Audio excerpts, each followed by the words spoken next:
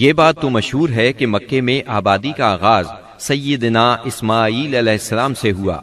آپ نے 137 سال کی عمر پائی اور تاحیات مکے کے سربراہ اور بیت اللہ کے متولی رہے۔ آپ کے بعد آپ کے 2 صاحبزادگان نابت پھر قیدار یا قیدار پھر نابت یکے بعد دیگرے مکے کے والی ہوئے۔ ان کے بعد ان کے نانا مزاز بن عمرو جرہمی نے اقتدار اپنے ہاتھ میں لے لیا۔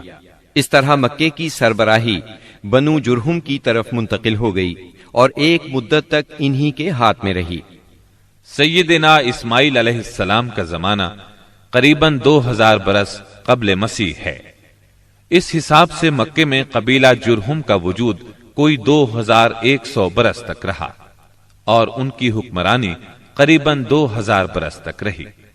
بنو خزاعہ نے مکہ پر قبضہ کرنے کے بعد بنو بکر کو شامل کیے بغیر تنہا اپنی حکمرانی قائم کی۔ البتہ 3 اہم اور امتیازی منصب مضری قبائل کے حصے میں آئے۔ نمبر 1، حاجیوں کو عرفات سے مزدلفہ لے جانا اور یوم النفر یعنی 13 ذی الحجہ کو مینا سے روانگی کا پروانہ دینا۔ یہ حج کے سلسلے کا آخری دن ہے۔ یہ اعزاز الیاس بن مضر کے خاندان بنو غوث بن مرہ کو حاصل تھا۔ یہ صوفہ کہلاتے تھے۔ نمبر 2، 10 ذی الحجہ کی صبح کو مزدلفہ سے مینا کی جانب افاضہ یعنی روانگی۔ یہ اعزاز بنو عدوان کو حاصل تھا۔ نمبر 3، حرام مہینوں کو آگے پیچھے کرنا۔ یہ اعزاز بنو کنانہ کی ایک شاخ بنو تمیم بن عدی کو حاصل تھا۔ مکہ معظمہ پر بنو خزاعہ کا اقتدار کوئی 300 برس تک قائم رہا۔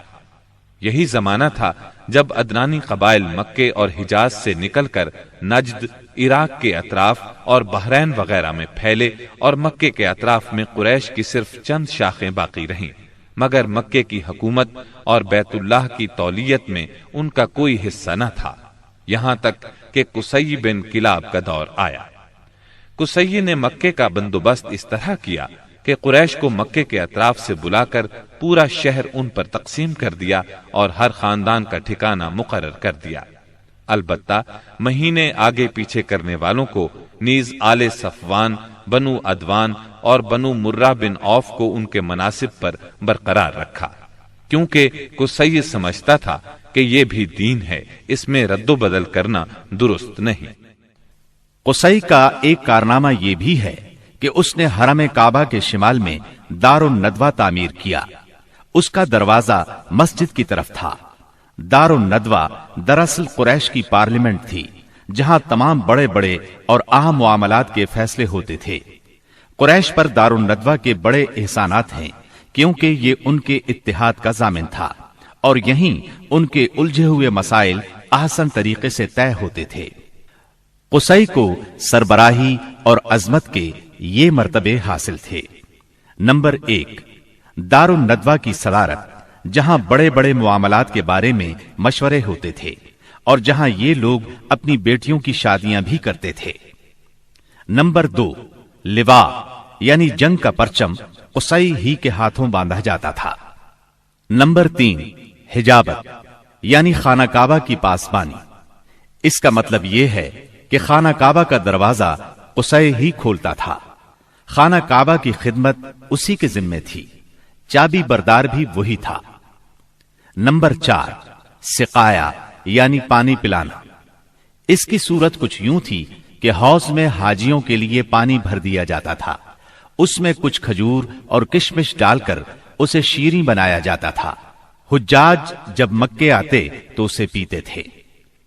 نمبر 5، رفادہ یعنی حاجیوں کی میزبانی۔ حاجیوں کے لیے بطور ضیافت کھانا تیار کیا جاتا تھا۔ اس مقصد کے لیے قصی نے قریش پر ایک خاص رقم مقرر کر رکھی تھی۔ یہ رقم حج کے موسم میں قصی کے پاس جمع ہو جاتی تھی۔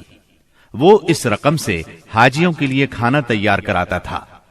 جو لوگ تنگ دست ہوتے یا جن کے پاس توشہ نہ ہوتا وہ یہی کھانا کھاتے تھے۔ ان کے علاوہ کچھ اور عہدے بھی تھے جنہیں قریش نے آپس میں تقسیم کر رکھا تھا۔ ان کی تفصیل یہ ہے۔ نمبر 1، ایسار یعنی فالگیری، قسمت کا حال دریافت کرنے کے لیے بتوں کے پاس جو تیر رکھے رہتے تھے ان کی تولیت، یہ منصب بنو جمح کو حاصل تھا۔ نمبر 2، مالیات کا نظم یعنی بتوں کا تقرب حاصل کرنے کے لیے جو نذرانے اور قربانیاں پیش کی جاتی تھیں ان کا انتظام کرنا، جھگڑوں اور مقدمات کا فیصلہ کرنا، یہ کام بنو سہم کو سونپا گیا۔ نمبر 3، شورا، یہ اعزاز بنو اسد کو حاصل تھا۔ نمبر 4، اشناق یعنی دیت اور جرمانوں کا نظم، اس منصب پر بنو تیم فائز تھے۔ نمبر 5، عقاب یعنی قومی پرچم اٹھانا، یہ بنو امیہ کا کام تھا۔ نمبر 6، قبہ یعنی فوجی کیمپ کا انتظام اور شاہ سواروں کی قیادت، یہ کام بنو مخزوم کے حصے میں آیا تھا۔ نمبر 7، سفارت، یہ منصب بنو عدی کا تھا۔ ہم قحطانی اور عدنانی قبائل کے وطن چھوڑنے کا ذکر کر چکے ہیں۔ ان قبائل میں سرداری نظام رائج تھا، قبیلے خود اپنا سردار مقرر کرتے تھے۔ قبائلی سرداروں کا درجہ اپنی قوم میں بادشاہوں جیسا تھا۔ قبیلہ صلح اور جنگ میں بہرحال اپنے سردار کے فیصلے کا پابند ہوتا تھا۔ سردار کو وہی اقتدار اور اختیارات حاصل تھے جو کسی بادشاہ کو ہوا کرتے ہیں۔ حتیٰ کہ بعض سرداروں کا یہ حال تھا کہ اگر کبھی وہ بگڑ جاتے تھے تو ہزاروں تلواریں بے نیام ہو جاتی تھیں، اور وہ یہ بھی نہیں پوچھتے تھے کہ سردار کے غصے کا سبب کیا ہے۔ اب رہا سیاسی حالات کا مسئلہ۔ جزیرت العرب کے 3 سرحدی علاقے تھے، یہ تینوں غیر ممالک کے پڑوس میں تھے۔